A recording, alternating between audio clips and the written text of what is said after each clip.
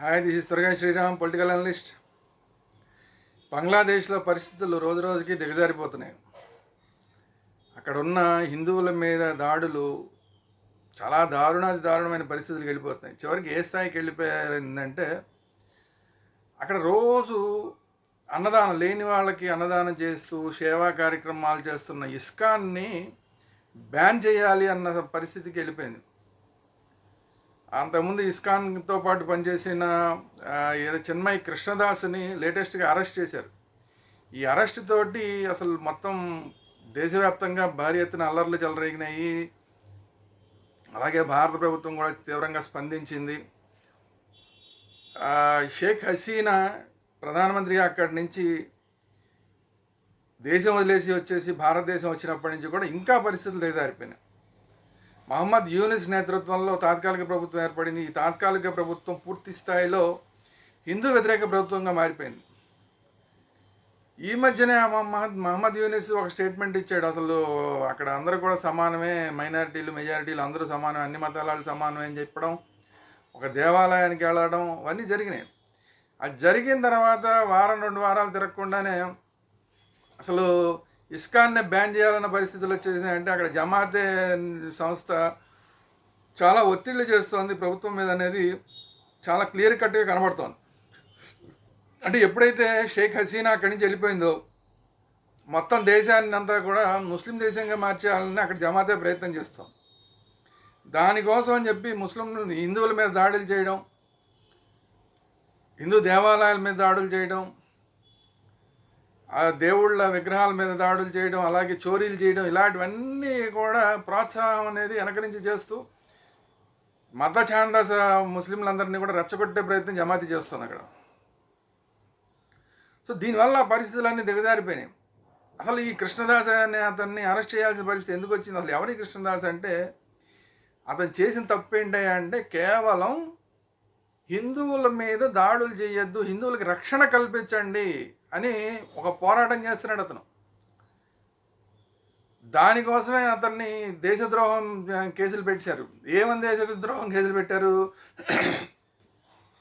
ఇతను చేస్తున్న ర్యాలీలో అంట బంగ్లాదేశ్ పతాకం కన్నా కూడా వీళ్ళ సంస్థకి చెందిన పతాకం కొంచెం హైట్లో ఎగిరిందంట. బంగ్లాదేశ్ పతాకం కన్నా కూడా నీ సంస్థ జెండాని ఎక్కువ ఎత్తులు ఎగరేస్తావా అంటే ఎవడో పొట్టిగా ఉన్నాడు, ఎవడో బంగ్లాదేశ్ పతాకాన్ని పట్టుకుని ఉంటాడు, కొంచెం పొడుగ్గా ఉన్నాడు ఎవడో ఇంకోటి పతాకం పట్టుకుంటారు, లేదంటే ఒక చిన్న పతాకాన్ని ఏమో బంగ్లాదేశ్ పట్టుకుంటారు, ఒక పెద్దదేదో పతాకాన్ని ఉత్సాహం కొద్దీ ఆ సంస్థకు చెందిన వాళ్ళు ఎవరో పట్టుకుని ఉంటారు. దానికి దేశద్రోహం, నువ్వు అసలు బంగ్లాదేశ్ పతాకాన్ని అవమానించేసావని చెప్పి దేశద్రోహం కేసులు ఇతని మీదే కాకుండా ఇంకో 18 మంది మీద కూడా దేశద్రోహం కేసులు పెట్టారు. ఆఖరికి న్యాయస్థానం వీళ్ళకి బెయిల్ ఇవ్వడానికి కూడా నిరాకరించింది. దాంతో అక్కడంతా కూడా అల్లర్లు చెలరేగినాయి. ఈ అల్లర్లలో ఒక ప్రభుత్వ లాయర్ ఒక ఆయన చనిపోయాడు. అది అతడి పేరేంటంటే సైఫుల్ ఇస్లాం అనే ప్రభుత్వ లాయర్ చనిపోయాడు. ఎందుకు అతన్ని చంపేయాల్సి వచ్చింది అంటే ఇతను ఈ చిన్మయి దాస్కి మద్దతుదారులకి కొంచెం ఫేవర్గా ఉన్నాడు అని చెప్పి ఉద్దేశంతో అక్కడ ముస్లింలే ముస్లిం అయినా కూడా అతన్ని చంపేశారు. అల్లరి మొక్కలు ఉంటాయి కదా, అల్లరి మొక్కలు ఇతను వీళ్ళకి సపోర్ట్ చేస్తున్నాడు, జమాతేకో లేదంటే ఈ అల్లరి మొక్కలకు సపోర్ట్ చేయకుండా హిందూ పోరాటం చేస్తున్న వాళ్ళు, మైనారిటీ హక్కుల కోసం పోరాటం చేస్తున్న వాళ్ళ మీద వాళ్ళకి సపోర్ట్గా ఉన్నాడని చెప్పి ఈ సైఫుల్ ఇస్లాంని చంపేశారు. అంత దారుణమైన పరిస్థితి. ఇతను ఈ ఇస్కాన్లో ఇతను ఏంటి అంటే ఈ చిన్మయి ఏంటి అంటే చోటాధామ్లో ఉన్న పండర్ధామ్కి అధ్యక్షుడిగా ఉన్నాడు చిన్మయి కృష్ణదాస్. ఇతన్ని చిన్మయి కృష్ణదాస్ బ్రహ్మచారి అని కూడా అంటారు.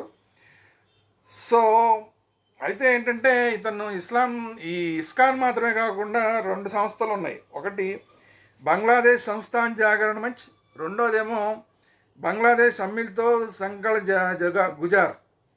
ఈ 2 కలిసి ఒక సంస్థను స్థాపించాయి. అదేంటంటే బంగ్లాదేశ్ సంస్థాన్ గుజార్ అని చెప్పి ఒక సంస్థను స్థాపించారంట వీళ్ళు. ఈ సంస్థకి ఇతను అధికార ప్రతినిధి, ఈ చిన్మయి కృష్ణదాస్ అనే ఆయన. సో అందుకోసం అంటే కొంచెం గట్టిగా గళం వినిపిస్తున్నాడు. అంటే ఏదో భగవద్గీత, ఏదో ధర్మ ప్రచారం మాత్రమే కాకుండా హిందువుల రక్షణ కోసం ఇతను పోరాటం చేస్తున్నాడు అన్న ఉద్దేశంతో ఇతన్ని టార్గెట్ చేయడం జరిగింది. దీంతో అసలు ఇప్పుడు ఇస్కాన్ వాళ్ళే అసలు అతనికి మాకు సంబంధం లేదని చెప్పేస్తున్నారు.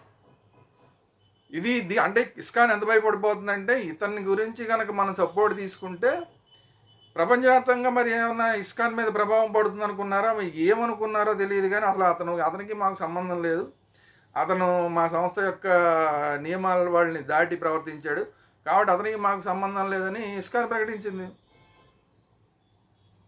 అంటే చూడండి, ఎవరికి వాళ్ళు ఎట్లా తప్పించేసుకునే ప్రయత్నాలు చేస్తున్నారు. బట్ ఏంటంటే భారతదేశం మాత్రం చాలా తీవ్రంగా స్పందించింది. ఎవరెట్లా స్పందించినా ఎట్లా స్పందించకపోయినా భారతదేశం మాత్రం చాలా తీవ్రంగా స్పందించింది. అతన్ని వెంటనే చిన్మయి కృష్ణదాస్ని వెంటనే విడుదల చేయాలని డిమాండ్ చేసింది. కానీ అసలు ఆ డిమాండ్ ఏం పట్టించుకోలేదు అనుకోండి బంగ్లాదేశ్, అది వేరే విషయం. దీని మీద పవన్ కళ్యాణ్ గారు కూడా రెస్పాండ్ అయ్యారు. అసలు ఇదేంటిది ఇంత దారుణంగా చేయటం, అసలు ప్రపంచవ్యాప్తంగా ఉన్న హిందువులందరూ దీని మీద స్పందించాలి, ప్రపంచ దేశాధినేతలందరూ కూడా దీని మీద స్పందించాలని చెప్పి పవన్ కళ్యాణ్ గారు కూడా మాట్లాడటం జరిగింది. అందరికీ తెలిసిందే, ఈ మధ్యకాలంలో ఆయన టోటల్గా సనాతన ఎజెండాని ఆయన భుజానికి ఎత్తుకున్నారు పవన్ కళ్యాణ్ గారు. సో అందులో భాగంగా బంగ్లాదేశ్లో జరుగుతున్న హిందువుల మీద జరుగుతున్న దాడులు ఏవైతే ఉన్నాయో వాటిని ఖండించడం హిందువులుగా మన బాధ్యత, భారతీయులుగా మన బాధ్యత అని చెప్పి ఆయన మాట్లాడడం జరిగింది. అది కాకుండా ఇంకొక విషయాన్ని పవన్ కళ్యాణ్ గారు గుర్తు చేయడం జరిగింది. అది ఏంటంటే అసలు బంగ్లాదేశ్ అనేది ఏర్పడిందే భారత దయాధర్మాల మీద ఆధారపడి ఆ బంగ్లాదేశ్ అనేది వచ్చింది. అంతకుముందు తూర్పు పాకిస్తాన్ గాను పశ్చిమ పాకిస్తాన్గా ఉన్నదాన్ని ఆ తూర్పు పాకిస్తాన్ని మళ్ళీ బంగ్లాదేశ్ చేయడంలో మన పాత్రే ఎక్కువ. అక్కడ ఆ బంగ్లాదేశ్ నుంచి దీన్ని విడగొట్టి తర్వాత అక్కడ షేక్ ముజిబుర్ రెహమాన్ని అక్కడ అధ్యక్షుడిని చేయడంలో కూడా మన మిలిటరీ ఏదైతే ఉందో మిలిటరీ చాలా త్యాగాలు చేస్తేనే అసలు బంగ్లాదేశ్ అనే ఒక దేశం ఏర్పడింది. అట్లాంటిది ఇప్పుడు అక్కడున్న బంగ్లాదేశీలందరికీ ఇప్పుడు భారత్ అంటే పడట్లేదు, హిందువులు అంటే పడట్లేదు. అందుకని కసంత లోకల్గా ఉన్న హిందువుల మీద తీర్చుకుంటున్నారు. అది కాకుండా అక్కడ పాకిస్తాన్ అనుకూల వర్గాలు బాగా రెచ్చిపోతున్నాయి. ఎందుకంటే షేక్ ముజిబుర్ రెహమాన్ విగ్రహాలని ఆ మధ్య షేక్ హసీనాని పంపించేసినప్పుడు దేశం నుంచి వెళ్ళగొట్టినప్పుడు షేక్ ముజిబుర్ రెహమాన్ విగ్రహాలు పగలగొట్టడం కూడా మనం చూసాం. అంటే ఏంటి, షేక్ ముజిబుర్ రెహమాన్ అనే అతను ఒక స్వాతంత్ర సమరయోధుడు లాంటి వాడు అక్కడ. ఎందుకంటే పాకిస్తాన్కి వ్యతిరేకంగా అక్కడ ఉద్యమాలు చేసి అక్కడ అధ్యక్షుడయ్యాడు. అతని వల్లనే అసలు అక్కడ బంగ్లాదేశ్ అనే ఒక ఉద్యమం వచ్చింది, దానికి భారతదేశం సపోర్ట్ చేసింది, బంగ్లాదేశ్ అనే ఒక దేశం ఏర్పడింది. ఇప్పుడు మనకి గాంధీ ఎలాగో అక్కడ షేక్ ముజిబుర్ రెహమాన్ ఆ స్థాయి. మరి అతని విగ్రహాలు పగలగొట్టారంటే ఎవరు పగలగొడతారు? పాకిస్తాన్ అనుకూల, చైనా అనుకూల వర్గాలన్నీ కూడా అక్కడ రెచ్చిపోతున్నాయి. వీళ్ళు హిందువుల్ని టార్గెట్గా చేసుకున్నారు. అంతకుముందు షేక్ హసీనా ఉన్నప్పుడు కాస్త కోస్త కొద్దిగా హిందువులకి సపోర్ట్గా ఉండేది ఆవిడ, ఎక్కువగా హిందువుల మీద దాడులు జరగకుండా అట్లా చూసేది ఆవిడ. అది కూడా ఒక కోపం. ఇప్పుడు ఆవిడ వెళ్ళిపోయిన దగ్గర నుంచి ఎప్పుడైతే ఆవిడ దేశం విడిచి వెళ్ళిపోవాల్సిన పరిస్థితులు వచ్చినాయో ఆవిడ వెళ్ళిపోయిందో ఇక హిందువుల్ని రక్షించేవాడు లేడు అని చెప్పి అసలు మైనారిటీల మీద దాడులు చేయడం మా హక్కు అన్నట్లాగా అక్కడ ఉన్న ముస్లింలందరూ రెచ్చిపోతున్నారు. అక్కడ ఉన్నది ఎంత అంటే ఉన్న జనాభాలో మొత్తం ఉన్నది అసలు 17 కోట్లు. ఆ 17 కోట్లలో దాదాపు 91% ముస్లింలే ఉన్నారు. ఇప్పుడు ఒకప్పుడు ఉన్న పర్సంటేజ్కి ఇప్పుడు పర్సంటేజ్ అసలు సంబంధమే లేదు. ఇప్పుడు మొత్తం అసలు 91% ముస్లింలు మాత్రమే ఉన్నారు. ఇప్పుడు ఉన్న మిగతా 9.9% కూడా 8.95 అంత ఉంది. ఆ మాత్రంలో కూడా అది కూడా హిందువులు కాకుండా మిగతా అందరూ కలిపితే ఆ మాత్రం 8.95%. ఇప్పుడు వాళ్ళని కూడా ఏదో రకంగా ఇలా అల్లర్లు చేసి ఇస్కాన్ని బ్యాన్ చేసి లేదంటే వాళ్ళ మీద దాడులు చేసి మొత్తం అందరినీ దేశం నుంచి గెంటేసి టోటల్గా ఇస్లామిక్ రాజ్యంగా చేసేయాలన్న ఒక టార్గెట్ తోటి అక్కడ తీవ్రవాద వర్గాలన్నీ కూడా ముస్లిం మత ఛాందస వర్గాలన్నీ ప్రయత్నం చేస్తున్నాయి. ఇప్పుడు ఈ ఆందోళన చేసే వాళ్ళందరూ కూడా ఏమంటున్నారు, వాళ్ళ నుంచి మాకు రక్షణ కల్పించండి అంటున్నారు. అంతే తప్ప వాళ్ళు ఏమి మాకే దేశం కావాలి లేదంటే మాకు ఆ హక్కులు కావాలి ఈ హక్కులు కావాలి ఏమంటలా, మాకు కనీస రక్షణ కల్పించండి అని చెప్పి రోడ్ల మీదకి వస్తే దేశద్రోహం కేసులు పెట్టేస్తున్నారు. అక్కడ హైకోర్టుకి వెళ్తే ఇస్కాన్ మీద నిషేధం విధించండి అని ఎవరో కొంతమంది హైకోర్టుకి వెళ్తే హైకోర్టు కొట్టేసింది. ఇస్కాన్ మీద బుద్ధి జ్ఞానం ఉందా లేదా, ఇస్కాన్ మీద బ్యాన్ చేయడం ఏంటని. కానీ ఇప్పుడు అక్కడ సుప్రీంకోర్టుకు చెందిన కొంతమంది జడ్జెస్ ఏకంగా కొంతమంది ఈ యూనిస్ ప్రభుత్వానికి అల్టిమేటం ఇచ్చారు, అసలు మా ఇస్కాన్ని మొత్తం బ్యాన్ చేయండి అని. అంటే ఏ స్థాయికి వెళ్ళిపోయింది అక్కడ మత ఛాందసవాదం అనేది, ఏ స్థాయికి వెళ్ళిపోయింది. అసలు హిందువులు అనేవాళ్ళు అక్కడ లేకుండా చేయాలన్న ఒక కృతనిశ్చయంతో పనిచేస్తున్నట్టుగా ఉంది. అయితే మనకి ఇక్కడ ఏంటంటే పవన్ కళ్యాణ్ గారు స్పందించారు, విదేశాంగ శాఖ స్పందించింది, భారత విదేశాంగ శాఖ. కాకపోతే ఏంటంటే దేశంలో చాలామంది ఉద్దేశం ఏంటంటే ఎంత స్పందించాలో అంత స్పందించట్లేదు, అంత తీవ్రంగా స్పందించట్లేదు అనేది. భారత ప్రభుత్వం మీద ఇప్పుడు చాలా పెద్ద ఒత్తిడి ఉంది, విమర్శలు కూడా ఉన్నాయి. అయితే ఏంటంటే ఇక్కడ గమనించాల్సిన విషయం ఏంటంటే పాకిస్తాన్ బంగ్లాదేశ్ మీద ఒంటికాల మీద వెళ్ళిపోవడానికి అవకాశం లేదు. ఎందుకంటే వాళ్ళకి మనకి మధ్య సరిహద్దు అనేది ప్రపంచంలోనే రెండో అతిపెద్ద సరిహద్దుగా ఉంది. 4096 కిలోమీటర్ల సరిహద్దు బంగ్లాదేశ్కిను భారతదేశానికి మధ్య సరిహద్దు ఉంది. అనేక రాష్ట్రాలు ఉన్నాయి. ఈ ఈస్టర్న్ సెక్టర్లో ఉన్న అనేక రాష్ట్రాలకి సరిహద్దుగా బంగ్లాదేశ్ ఉంది. సో మనం ఏది పెడితే అది గవ్వుకున్న ఫాస్ట్గా చేసేస్తామంటే అక్కడ ఉన్న చాలామందికి ఇబ్బందులు కలుగుతాయి. సో అందువల్ల ఆచితూచి స్పందిస్తుంది, భారత ప్రభుత్వం కూడా ఆచితూచి స్పందిస్తుంది. అదే ఇప్పుడు బంగ్లాదేశ్ ఇంకొకటి సమస్య ఏంటంటే పాకిస్తాన్లో లాగా పాకిస్తాన్కి మనకైతే డైరెక్ట్ ఫెన్సింగ్ ఉంటుంది, చాలా కట్టుదిట్టమైన భద్రతా ఏర్పాట్లు ఉంటాయి, సైన్యం అంతా కూడా ఇప్పుడు పహారా కాస్తుంటుంది. కానీ ఆ స్థాయిలో పహారా కానీ ఆ స్థాయిలో ఫెన్సింగ్లు కానీ సరిహద్దుల్లో బంగ్లాదేశ్ సంబంధించి లేవు. అట్లాంటి పరిస్థితుల్లో మనం చాలా స్పీడ్గా ముందుకెళ్తామంటే కనుక కొన్ని ఇబ్బందికరమైన పరిస్థితుల్లో ఆ సరిహద్దు రాష్ట్రాల్లో వచ్చే ప్రమాదం ఉంది.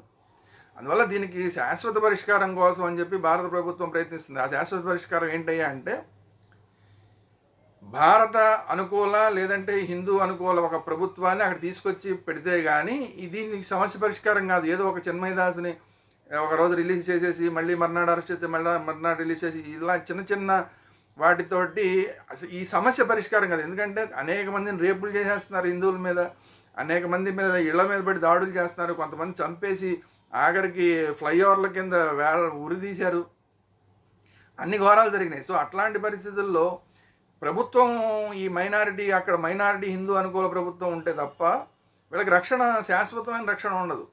సో దానికోసం అని చెప్పి కేంద్ర ప్రభుత్వం చాలా గట్టిగా ప్రయత్నిస్తుంది. అది మనకి పైకి కనబడదు. ఎందుకంటే రా చాలా వర్క్ చేస్తుంటుంది దీని కింద. రా అంటే రీసెర్చ్ అండ్ అనాలిసిస్ వింగ్ అని ఉంటుంది మనకి. ఆ వాళ్ళు చాలా తీవ్రంగా దేశం కోసం పనిచేస్తుంటారు. అవన్నీ కూడా బయటికి చెప్పడానికి కుదరదు. సో వాళ్ళు ఆల్రెడీ రా అనేది చాలా గట్టి ప్రయత్నాలే చేస్తుంది ఇక్కడ బంగ్లాదేశ్లో వీళ్ళకి రక్షణ కల్పించడానికి, అలాగే హిందువులకి రక్షణ కల్పించడానికి, అట్ ది సేమ్ టైం హిందువుల మీద ఎవరైతే దుర్మార్గం దాడులు చేస్తున్నారో అలాంటి వాళ్ళని కట్టడి చేయడానికి కూడా రా ఎక్కడ మొత్తం ప్రపంచవ్యాప్తంగా కూడా పనిచేస్తూ ఉంటుంది. ఇప్పుడు మనకి కెనడాలో చూస్తే అనేక మంది ఖలిస్తానీలు ఎక్కడెక్కడ ఖలిస్తానీ ఉద్యమకారులందరూ కూడా సడన్గా పోవడాలు అలాంటివన్నీ ఎవరో కాల్ చేసేయడాలు అలాంటివన్నీ జరుగుతూ ఉంటాయి. మరి అవన్నీ ఎలా జరుగుతున్నాయి అనేది మనం ఓపెన్గా మాట్లాడలేము. కాకపోతే ఏంటంటే రా అనేది చాలా గట్టిగా భారతదేశానికి సపోర్ట్గా పనిచేస్తూ ఉంటుంది. ఇది భారతదేశం కోసం, ఈ భారతీయుల కోసం చాలా గట్టిగా ప్రయత్నిస్తుంటుంది. అలాగే బంగ్లాదేశ్లో హిందువుల రక్షణ కోసం కూడా రా గట్టిగా ప్రయత్నిస్తుంది. సో అందువల్ల ఏంటంటే ఆచితూచి అడిగేయాల్సిన పరిస్థితులు బంగ్లాదేశ్లో ఉన్నాయి. కాబట్టి కేంద్ర ప్రభుత్వం మరీ ఒంటికాల మీద వెళ్లకుండా ఖండించడాలు, దౌత్య మార్గంలో ఒత్తిడి తేవడాలు లాంటి కార్యక్రమాలు చేస్తుంది. అలాగే కేంద్ర మంత్రి కూడా కోరడం జరిగింది. ఐరాస అనేది ఐక్యరాజ్యసమితి దీంట్లో జోక్యం చేసుకోవాలి, హిందువులకి రక్షణ కల్పించాలని కోరడం జరిగింది. అలాగే అమెరికా అధ్యక్షుడిగా ఇప్పుడు ఎన్నికైన ట్రంప్ నేను కనుక వస్తే కనుక అక్కడ హిందువులకి రక్షణ కల్పిస్తానని చెప్పారు. జనవరి నుంచి ట్రంప్ అధికారంలోకి చేపడతారు.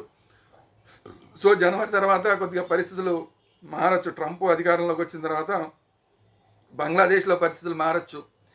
ట్రంప్కిను మోడీకి మధ్య చాలా విస్తృతమైన సత్సంబంధాలు ఉన్నాయి.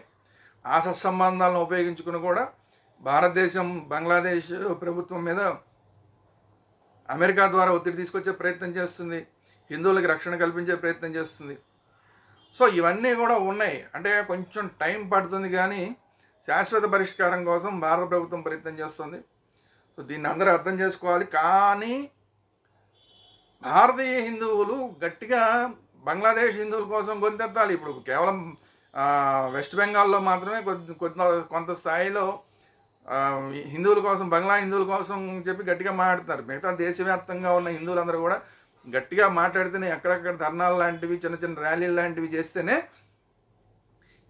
ఈ సమస్య అనేది అంతర్జాతీయ స్థాయిలో కనబడుతుంది. ప్రజలందరికీ, అంతర్జాతీయ స్థాయి నాయకులందరి దృష్టికి వెళ్ళాలన్నా, ఐక్యరాజ్య సమితి దృష్టికి వెళ్ళాలన్నా కూడా భారతదేశంలో హిందువులు చాలా గట్టిగా బంగ్లాదేశ్ హిందువుల కోసం సపోర్ట్గా ఉన్నారని ఒక మెసేజ్ వెళ్ళాలి. ఆ మెసేజ్ వెళ్ళాలంటే దేశంలో అన్ని నగరాల్లోనూ, అన్ని పట్టణాల్లోనూ కూడా బంగ్లాదేశ్ హిందువుల కోసం చిన్న చిన్న ర్యాలీలు లాంటివి, చిన్న చిన్న నిరసన కార్యక్రమాలు లాంటివి చేయాల్సిన అవసరం ఉంది. అలా చేసినప్పుడే అంతర్జాతీయ దృష్టిని ఈ సమస్య ఆకర్షించగలుగుతుంది. లేదంటే కనుక ఎవరు పట్టించుకోవట్లేదులే వీళ్ళని చెప్పి అక్కడ ఉన్న ఏదైతే ముస్లిం మత ఛాందస వర్గాలు ఉన్నాయో, జమాతీ వర్గాలు ఉన్నాయో, వాళ్ళందరూ కూడా ఇంకా ఎక్కువ దాడులు ఇక్కడ బంగ్లాదేశ్ హిందువుల మీద చేసే అవకాశం ఉంది. అలాంటి చిన్మయి కృష్ణదాస్ లాంటి వాళ్ళకి ఏదైనా హాని కలిగించినా కూడా పెద్ద ఆశ్చర్యపోకలు. అందువల్ల ఏంటంటే ఆ తోటి హిందువుల కోసం భారత హిందువులు ఖచ్చితంగా గొంతెత్తాల్సిన అవసరం ఉంది. ఇది ప్రతి ఒక్క భారతదేశంలో ఉన్న ప్రతి ఒక్క హిందువు గుర్తించాల్సిన అవసరం ఉంది. అట్ ది సేమ్ టైం అమెరికాలో కూడా కొంతమంది హిందువులు ఈ సమస్య మీద మాట్లాడడం జరిగింది. ఖచ్చితంగా చాలా సంతోషకరమైన విషయం. అమెరికాలోనే మాత్రమే కాదు, మొత్తం ప్రపంచ దేశాల్లో ఉన్న హిందువులందరూ వాళ్ళ దేశాల్లో వాళ్ళు ఎక్కడైతే ఉన్నారో ఆ దేశాల్లో బంగ్లా హిందువుల కోసం అని చెప్పి ఖచ్చితంగా గొంతెత్తాలి. గొంతెత్తే కనుక అక్కడ ఉన్న ప్రభుత్వాల దృష్టికి ఇమ్మీడియట్గా ఇది వెళ్తుంది.